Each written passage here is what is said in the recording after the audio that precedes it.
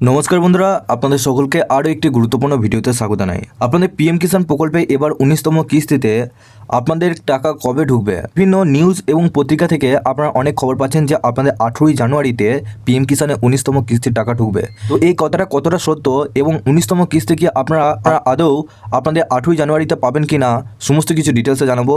এর সাথে এবার 19তম কিস্তির টাকা পেতে হলে নাকি আপনাদের কিষাণ আইডি কার্ড আপনাদেরকে করতেই হবে, এটাও কিন্তু খবরটা উঠে আসে। সমস্ত কিছু ডিটেলস আপনাদেরকে জানাবো যে এই কার্ড না করলে আপনারা কি পিএম কিষাণ প্রকল্প থেকে টাকা পাবেন না। এবার সমস্ত কিছু ডিটেলসে জানাবো।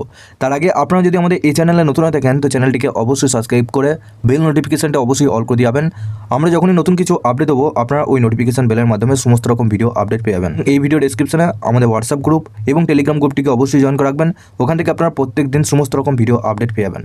দেখুন বন্ধুরা, আপনাদের পিএম কিষাণ প্রকল্পে আপনাদের বিভিন্ন পত্রিকা থেকে বিভিন্ন রকম নিউজ কিন্তু ছড়াচ্ছে, যেটা আপনাদের 18ই জানুয়ারিতে আপনাদের পিএম কিষাণে 19তম কিস্তির টাকা আপনাদের ছাড়বে।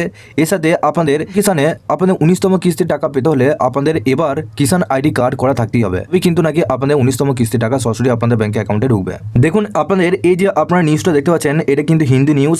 আপনাদের বিভিন্ন রাজ্যে বিভিন্ন রকম নিউজ কিন্তু ছড়াচ্ছে। এই নিউজটা আমি বাংলায় ট্রান্সলেট করে আপনাদেরকে দেখাচ্ছি। আমি বাংলায় কিন্তু ট্রান্সলেট করে নিয়েছি। এখানে আপনাদের বলা হচ্ছে কৃষক রেজিস্ট্রি করতে সাহায্য করবে পঞ্চায়েত বিভাগ জাগরণ।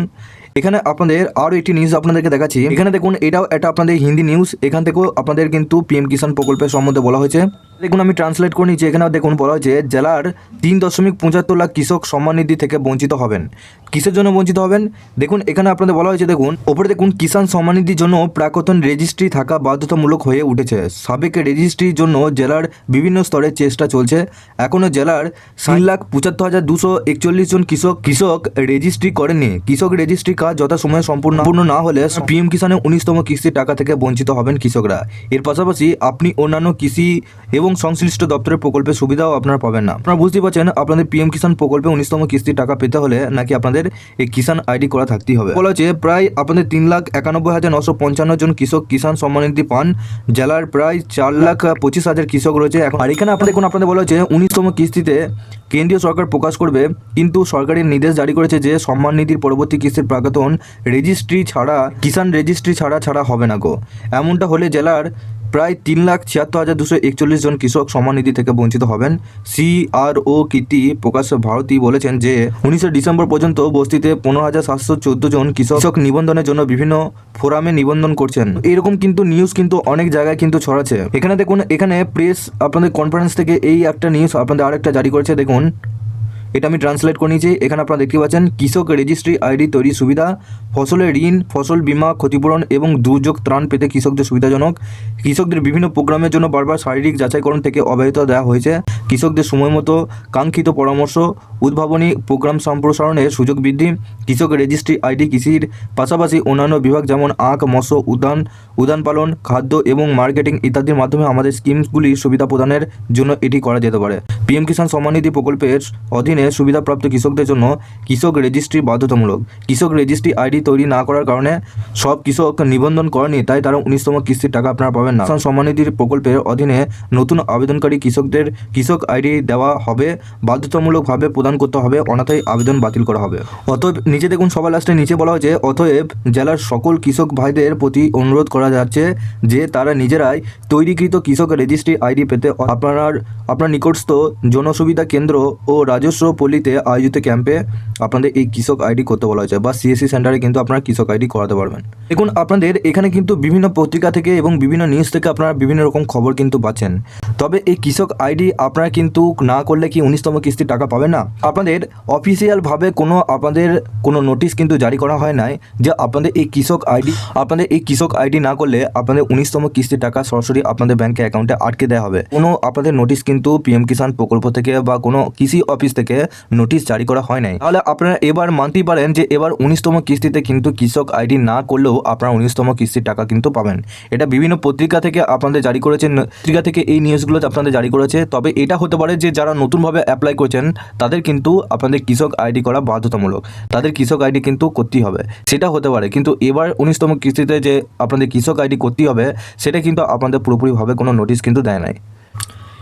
এর সাথে বন্ধুরা আপনাদের আরও একটি নতুন নিউজ আপনাদের জারি হচ্ছে যে আপনাদের জানুয়ারি মাসে 18 তারিখে নাকি আপনাদের পিএম কিষাণ প্রকল্পের আপনাদের 19তম কিস্তির টাকা দিতে চলেছে। তো দেখুন আপনাদের 19তম কিস্তির টাকা আপনারা 8ই জানুয়ারিতে কিন্তু পাবেন না, কারণ আপনাদের এমন অনেক কিষাণ রয়েছেন যাদের স্ট্যাটাসে কিন্তু বিভিন্ন সমস্যার কারণে এখনও কিন্তু পেন্ডিং পড়ে আছে। বলতে গেলে আপনাদের আধারের সাথে আপনাদের ব্যাঙ্ক অ্যাকাউন্টের লিঙ্ক থাকতে হবে, এর সাথে আপনাদের ডিবিটি লিঙ্ক কিন্তু থাকতেই হবে। সেই সমস্ত অ্যাকাউন্টগুলো এখনও পর্যন্ত পেন্ডিং আছে।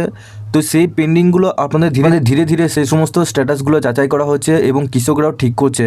তো সেই স্ট্যাটাস ঠিক করতে আপনাদের কিন্তু জানুয়ারি মাসটা গোটাটাই কিন্তু টাইম লেগে যাবে। আপনাদের বলতে পারি যে আপনাদের ফেব্রুয়ারি মাসে প্রথম সপ্তাহ করেই আপনাদের 19তম কিস্তির টাকা সরাসরি আপনাদের ব্যাঙ্ক অ্যাকাউন্টে ঢুকে যেতে পারে। তো জানুয়ারি মাসে আপনাদের ঢোকার কথা নেই গো, আপনাদের জানুয়ারি মাসে কিন্তু আপনারা 19তম কিস্তির টাকা পাবেন না। এটা কিন্তু আপনাদের ভুল নিউজ, আপনাদের যেটা বেরিয়েছে সেটা ফেক নিউজ। তো আপনাদের পিএম কিষাণ প্রকল্পে আপনারা অবশ্যই তার আগে নিজেদের স্ট্যাটাসটা আগে চেক করে দেখুন যে আপনাদের স্ট্যাটাসটা কী দেখাচ্ছে।